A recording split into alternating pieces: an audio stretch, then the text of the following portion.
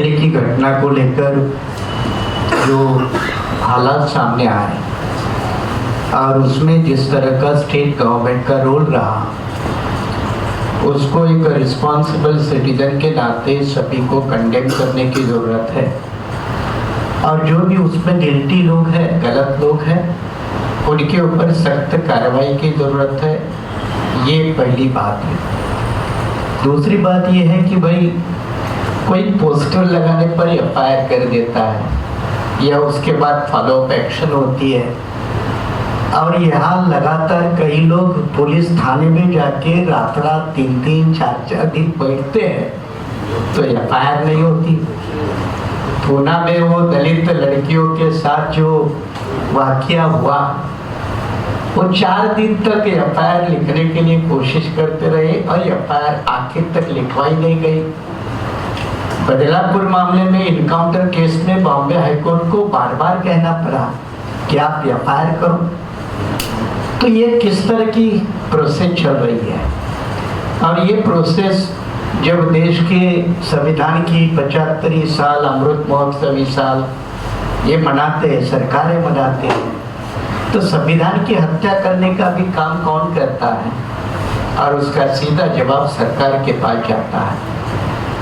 ये जो वक्त कानून की जो लड़ाई है, वो असल में संविधानों के अधिकारों की हिफाजत की लड़ाई है। जब संविधान ने सही मायने में सारे नागरिकों को अपने मजहबी रीति रिवाज, मजहबी संस्थाएं, इसको बरकरार रखते हुए एक संविधानिक रूप से संचालन करने का अधिकार दिया है, तो सरकार उसमें क्यों हस्तक्षेप कर रही है?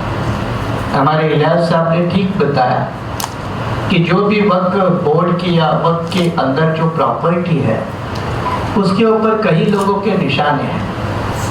तो कहते हैं ना, कहीं पे निगाह कहीं पे निशाना।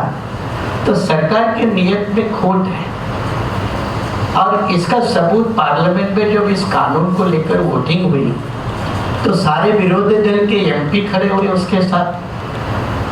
मुस्लिम पर्सनल लॉ बोर्ड के माध्यम से हम लोग भी उसमें शरीक रहे, कई प्रोग्राम हुए, आंदोलन हुए। अब सुप्रीम कोर्ट में जब मामला गया तो सुप्रीम कोर्ट ने पूरा कानून को स्टे करने की वजह भी बताई कि क्यों नहीं किया, कि भाई पार्लियामेंट द्वारा कानून है इसलिए आप पूरा स्टे नहीं कर सकते। लेकिन कुछ प्रावधानों को क्लियर भी तो किया। तो सुप्रीम कोर्ट भी क्या इस मामले में अयोध्या जैसा खेल खेलने वाली है? मैं खुद वकालत करने वाला आदमी हूँ, इसलिए अधिकार रूप से बात रख सकता हूँ कि अयोध्या मामले में जिस तरह से जुडिशरी ने अपने जुडिशियल पावर का नॉन जुडिशियल इस्तेमाल किया, क्या वह कानून को लेकर भी अगर यही रवैया रहेगा तो भाई ये कानून का राज है, रूल ऑफ लॉ है, ये कैसे हम माने? आखिरी मुद्दा ये है कि भाई क्या वर्तमान दिल्ली की सरकार क्या हुकूमत अपना कल्चरल इंपोजिशन में पूरे देश में लगी है? चाहे बोध गया का मामला हो, चाहे महाराष्ट्र में दलित आदिवासी का मामला हो, या अभी वर्तमान मामला जो लद्दाख में चल रहा है वांगचुक का मामला हो, क्या सरकार दमन के रास्ते पे चलना चाहती है?